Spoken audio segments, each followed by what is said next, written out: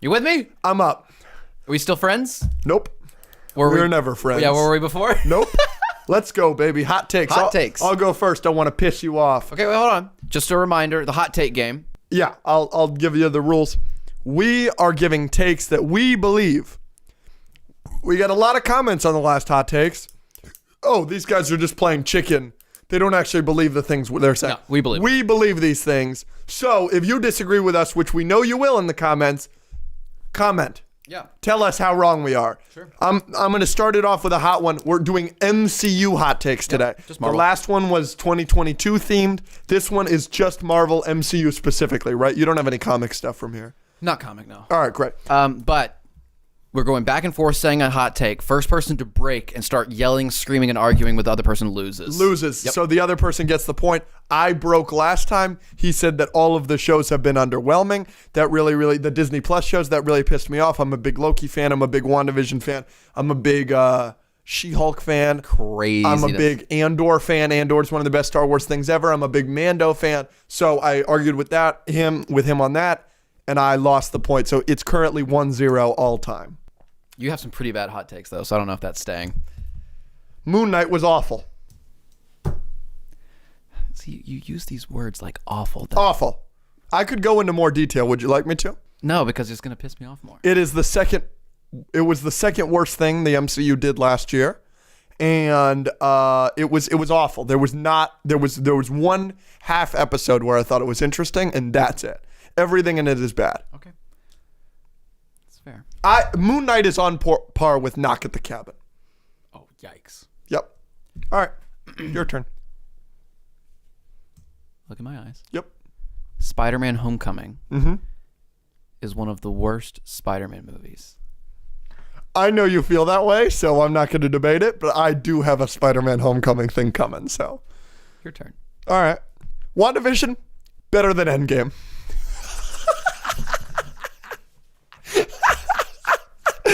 Better than Endgame, clearly. It's a cut above. You giving me the point on this one, or you let me stay silent? Okay. I'm going to stay silent. All right.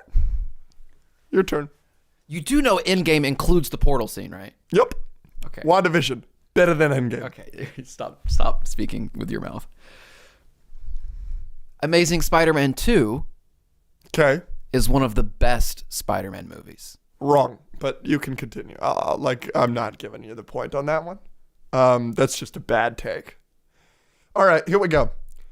These are all the MCU projects that are better than Shang-Chi, other than the obvious ones, Infinity War, Endgame, Avengers 1. Like all the obvious ones are obviously all better than Shang-Chi. Here are the ones that are better than Shang-Chi that you don't like.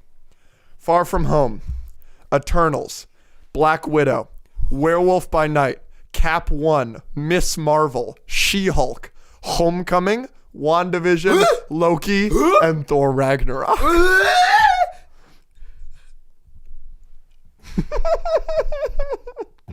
Most of the MCU is better than Shang-Chi. You're not giving it to me? All right. I'm getting tired, though. All right. I think I'm going to break you on my next one. I think I'm going to break you. All right, go.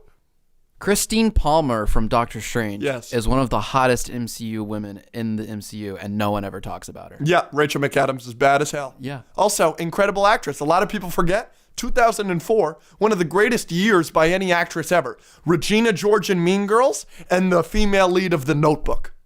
Yeah. Iconic. Two iconic roles in 1 year. Rachel McAdams, underrated. One of my favorite actresses. I'll give you that every day of the week. All right. Christine Palmer's gorgeous. Yes. All right. You ready?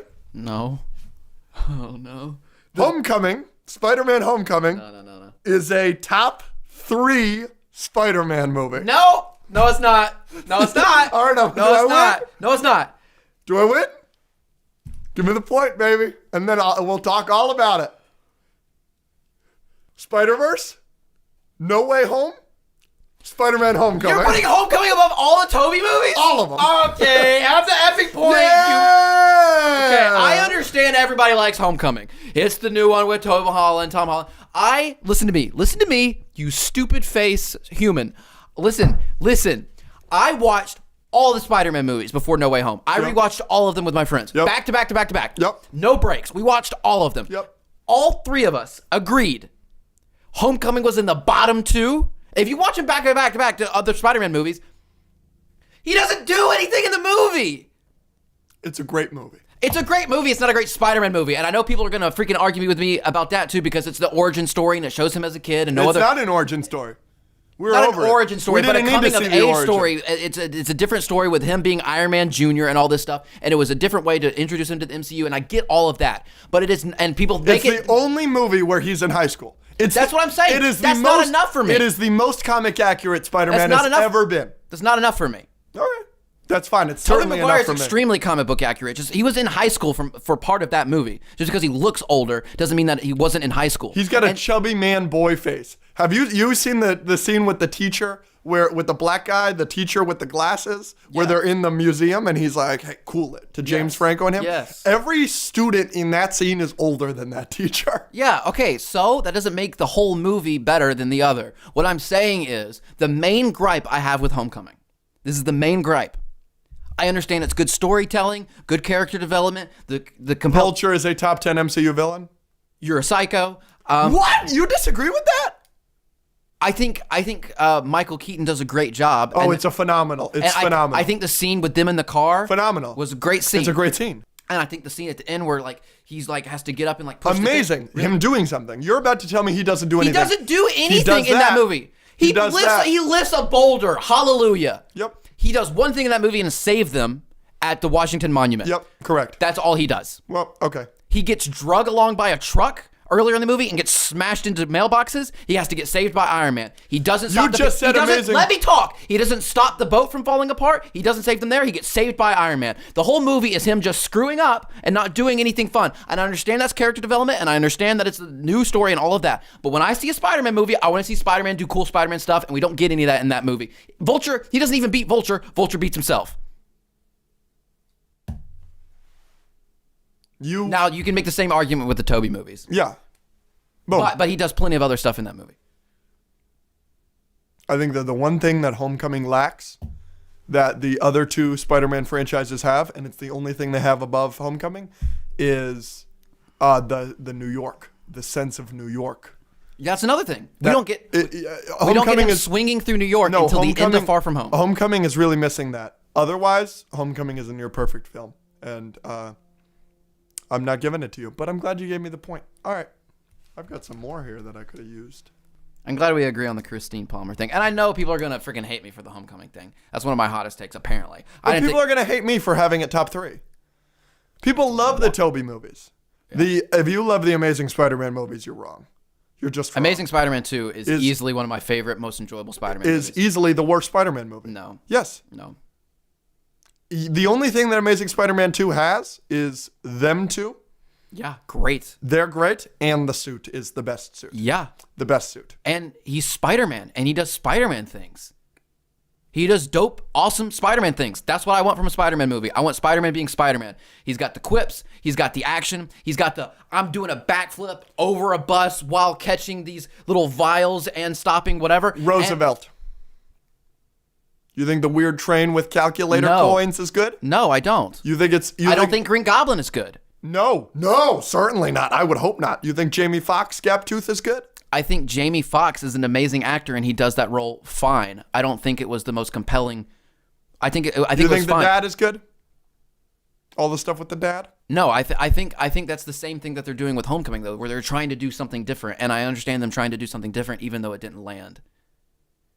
But you're talking about some of the greatest Spider-Man scenes ever. The swinging at the start, the him in the Times Square, stopping people from getting electrocuted and catching the car, the fight scene at the end, the love story between him and Emma Stone, Gwen Stacy, all so freaking good. Everything you're saying, it just makes it more of a shame that movie is as much of a train wreck as it is. No, I think the first one with him was kind of a train wreck, but again, people like the first one though. I know it's crazy. I don't. Also, the worst suit. People think that suit is good. No, it's not. That suit is Weird. awful. It's weird. It's awful. Green eyes? Now, the only thing that I can defend that suit about is it's the only suit that looks like it can be made by a kid other than the Homecoming suit, Right. which is the hoodie. Yeah. But like the Toby suits, the Toby suit is mwah. Yeah. It's great. It's not perfect, but the Toby suit is great, but he did not make that. A studio made that. Yeah. All right, we're done talking about Spider-Man. We got I got one thing. Let's hear it. Again, when we watched all of them back to back to back, Yeah. in order, we watched Amazing Spider-Man 2 and then Homecoming. Back to back with all my friends. At the end of Amazing Spider-Man 2, with the Gwen Stacy speech and him coming back and the emotion that you feel there, and also some of the best Spider-Man music, the awesome. Also the villain theme for Electro, great. So good. You feel in Amazing Spider-Man 2, if you're not going into it hating it because the internet told you to, you feel Spidey. You get New York, you get Spidey, and then you go to Homecoming and you see him do nothing the entire movie. We watched those back to back and we were all like, wow, Amazing Spider-Man 2 is one of the most fun, best Spider-Man movies. And we all put that one at the bottom. Anyways, that's just my opinion. Top 3.